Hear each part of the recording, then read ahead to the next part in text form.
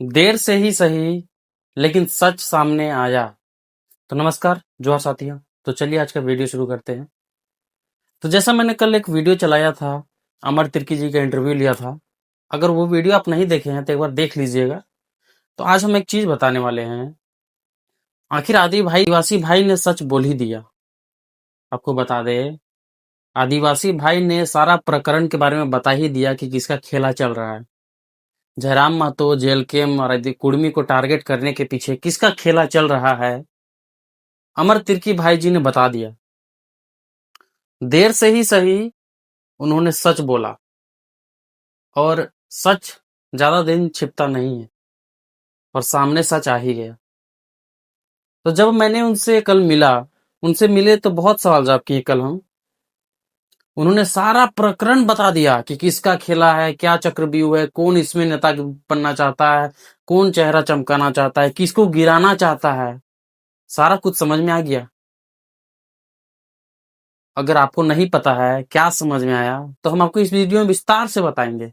तो शुरू से लास्ट तक जरूर देखिए, सब कुछ समझ में आ जाएगा। सारा प्रकरण समझ में आएगा कि जयराम महतो और जेलकेम को टारगेट किया गया, कैसे टारगेट किया गया, कैसे उनकी ख्याति को कमजोर किया जाने करने का प्रयास किया गया, उनकी छवि को धूमिल करने के लिए किस तरह प्रयास किया गया।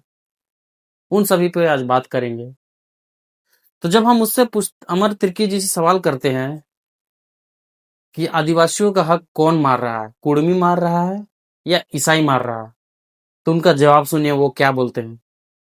आदिवासियों का हक कुर्मी मार रहा है या ईसाई मार रहा है? आदिवासी का हक सबसे ज्यादा मार रहा है तो ईसाई भाई मार रहा है। जैसा आपने सुना उनका जवाब, उन्होंने क्लियर बताया। हमारे आदिवासी भाई अमर तिर्की जी ने क्लियर बता दिया कि ईसाई समुदाय उनका हक मार रहा है। आप एक चीज समझने का प्रयास करिए। ईसाई समुदाय उन्हीं लोगों के बीच में रहते हैं अभी। ये तो विदेशी धर्म है, अंग्रेज के साथ आया था। हम किसी धर्म का मजाक नहीं उड़ा रहे हैं। अगर किसी को मेरे इस वीडियो से आहत पहुंचे तो उसके लिए सॉरी, लेकिन हम किसी धर्म का मजाक नहीं उड़ा रहे हैं। लेकिन जो सच है सो बता रहे हैं। वो मैंने नहीं बोला, वो अमर तिर्की भाई ने बोला है। तो वही चीज को हम बता रहे हैं। ये विदेशी धर्म है, यहाँ पे आया, शिक्षा के नाम पे आया, प्रलोभन दे के आया कि पढ़ाएंगे, शिक्षा देंगे। उसके लिए आपको पहले कन्वर्ट होना पड़ेगा, तब जाके शिक्षा पहले मिलता था, जब अंग्रेजों का शासन चलता था उस समय।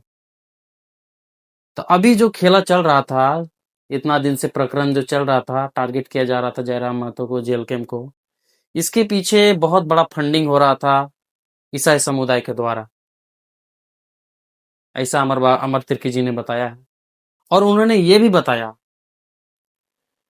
कि जयराम महतो और जेल कैम्प को टारगेट किया गया है।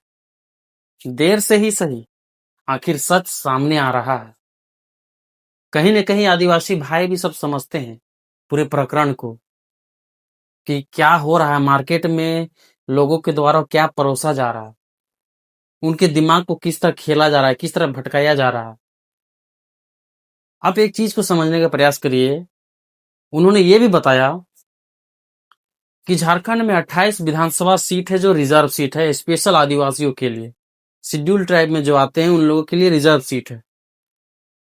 लेकिन उसमें ये पता चला पूरे प्रकरण में कि 28 में से 10 ऐसे विधायक हैं जो ईसाई समुदाय से आते हैं, ईसाई समुदाय से ताल्लुक रखते हैं। तो अब आप हमें बताइए, जब 28 सीट रिजर्व किया गया है तो उसमें ईसाई समुदाय क्यों? 10 सीट उसमें क्यों चला जा रहा है? वो क्यों 10 विधायक ईसाई समुदाय से क्यों आ रहे हैं, जब शेड्यूल ट्राइब के लिए किया गया है? और उन्होंने ये भी बताया कि जब कोई धर्म परिवर्तन कर लेता है तो उनका आइडेंटिटी चेंज हो जाता है। उन्होंने इस प्रकरण में सारा कुछ बताया। आप वीडियोस देखिएगा तो पता चलेगा। सारा खेल कुर्सी का है बॉस। जो वो मंच बना था 17 अक्टूबर को, जितनी भी मंच बन रहा है, जहां से लोगों को बुलाया जा रहा है, गाड़ियां भर भर के मंच बुलाया जा रहा है, मंच में भर भर के भीड़ बुलाया जा रहा है, गाड़ी भर भर के भीड़ इकट्ठा किया जा रहा है। इसके पीछे क्या हाथ है, किसका हाथ है? इसके पीछे कहीं ना कहीं उन्होंने सब कुछ बताया कि बहुत बड़ा फंडिंग हो रहा है किसी एक पार्टी को, किसी एक समुदाय को गिराने के लिए। लेकिन मुझे जहां तक लगता है सभी आदिवासी भाई इन चीजों प्रकरण को समझते हैं। वो अभी खुल के नहीं बोल रहे हैं, लेकिन वो इन चीजों को समझते हैं। वो सब कुछ समझते हैं कि कौन गलत है, कौन सही है, कौन कुर्सी के लिए कर रहा है। अमर तिर्की जी ने एक बहुत बड़ा चीज बताया, जो पीछे पोस्टर जिनका आपको दिख रहा होगा, उन चारों के बारे में बहुत कुछ बताया। इसका पुष्टि हम नहीं करते हैं, मैंने इंटरव्यू लिया, उसमें वो सारा कुछ है।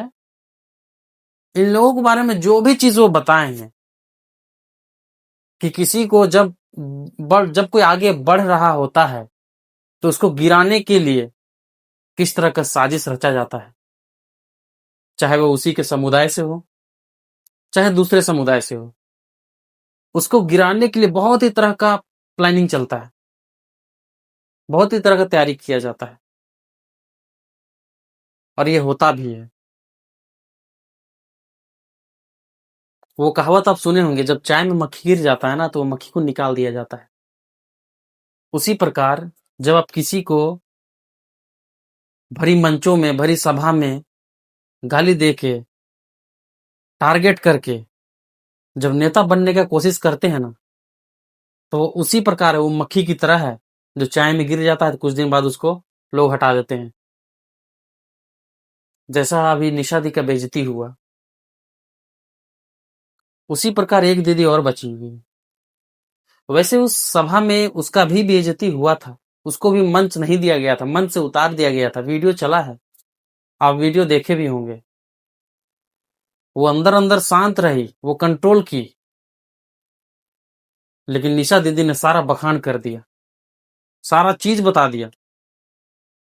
उनकी सहनशीलता को देखिए, समाज के विरुद्ध जाके उन्होंने सारा सच बताया। ईसाइयों के मुंह पे उन्होंने, डंके की चोट पे उन्होंने ईसाइयों के बारे में बोला, मिशनरियों के बारे में सारा पोल खोल दिया। जितने जो मंच में थे उनके बारे में सारा कुछ बखान कर दिया। और जो दीदी अभी बोलती है कि एक ही माँ के कोख से हैं हम लोग एक ही माँ के हैं, एक ही घर के हैं, उनसे हम पूछना चाहेंगे, ऐसा बोल कैसे सकते हैं? किस लिए बोल सकते हैं? कैसे बोल सकते हैं? आप मुंडा ब्रांड हैं, आप अपने आदिवासी संस्कृति कल्चर को आप भूल जा रहे हैं। आदिवासी प्राकृतिक पूजक होता है, लेकिन आप तो मूर्ति पूजक बन गए हैं। इस बात को तो मानना पड़ेगा। वो दीदी के लिए मेरा सवाल है, आप तो प्राकृतिक पूजक है, मुंडा ब्रांड है, लेकिन आप तो अब मूर्ति पूजक बन गए हैं। आप उनका समर्थन कर रहे हैं जो आपका हक मार रहे हैं। आपने कभी उन 10 विधायकों के बारे में सवाल किया जो आपके लिए रिजर्व है? तो आपका हक मार कौन रहा है?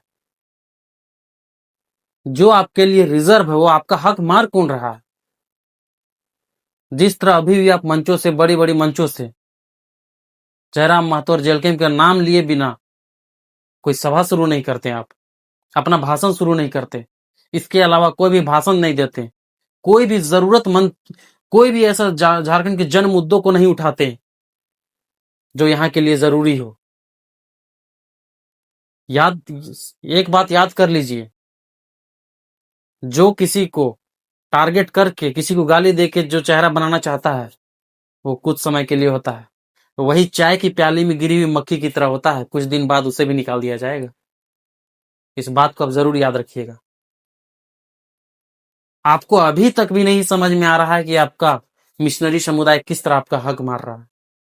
हम मिशनरी के खिलाफ नहीं हैं, लेकिन ऐसा प्रकरण सामने आया है, निशा दीदी ने बताया है, तब जाके हम बोल रहे हैं। तो जो मुंडा ब्रांड है वो आज चुप क्यों है? निशा दी को मन से उतारा जाता है तो उस समय आप बोलते हैं कि आज हम बहुत खुश हैं। कुछ मत बोलिए, किस लिए खुश हैं? कि निशा दी का बेइज्जती किया गया, अब आपको जगह मिलेगा इसीलिए। पूरे प्रकरण में 17 अक्टूबर का जितना भी प्रकरण हुआ उसमें सबसे ज्यादा खुश दिखी हमारी ज्योत्सना दीदी। अच्छी बात है, आप खुश रहिए, भगवान आपको खुश रखे।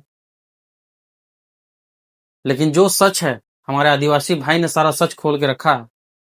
वैसे सभी लोग जानते हैं कि क्या सच है, और धीरे धीरे सब सच सामने आएगा।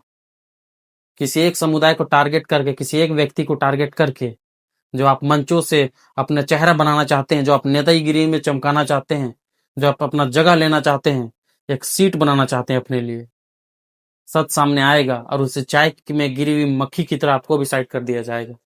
ये बात बिल्कुल सही है, एक दिन होगा प्रूफ। तो हमारे जितने भी आदिवासी भाई है वो वीडियो जरूर जाके देखिए। हम कल वीडियो अपलोड किए हैं, जो आप ही के समुदाय के लोग हैं, आप ही के आदिवासी भाई हैं, आदिवासी बेटे हैं, आप ही के आदिवासी बेटे हैं। उन्होंने सारा प्रकरण को क्लियर किया कि क्या और कैसे और क्यों किया जा रहा है, किसके द्वारा फंडिंग किया जा रहा है, किसके द्वारा सारा मैनेज किया जा रहा है, किसी एक पार्टी को गिराने के लिए। क्योंकि उन्हें पता है, मिशनरियों को पता है कि अगर जयराम महतो मुद्दों को उठाएंगे तो हाईलाइट होगा, और जब हाईलाइट होगा तो वो प्रकरण, अगर वो हाईलाइट होगा तो इम्प्लीमेंट भी होगा। उन्हें ये पता है, तो इसके बाद उनका रोटी नहीं चलेगा मिशनरियों का। ये बात उन्हें पता है, इसलिए आज वो विरोध कर रहे हैं। तो समझना हमको और आपको है, जितने हमारे समुदाय के लोग हैं, आदिवासी समुदाय के लोग हैं, कुर्मी समुदाय के लोग हैं, हमें और आपको समझना है कि हमें कौन भड़का रहा है, कौन नहीं भड़का रहा है, क्या सच है क्या गलत है। उम्मीद है ये मेरा सारा वीडियो, ये प्रकरण, उम्मीद है ये वीडियो आपको अच्छा लगा होगा। इसी तरह की खबरें हम आपके सामने लाते रहेंगे। तब तक के लिए नमस्कार, जौहर।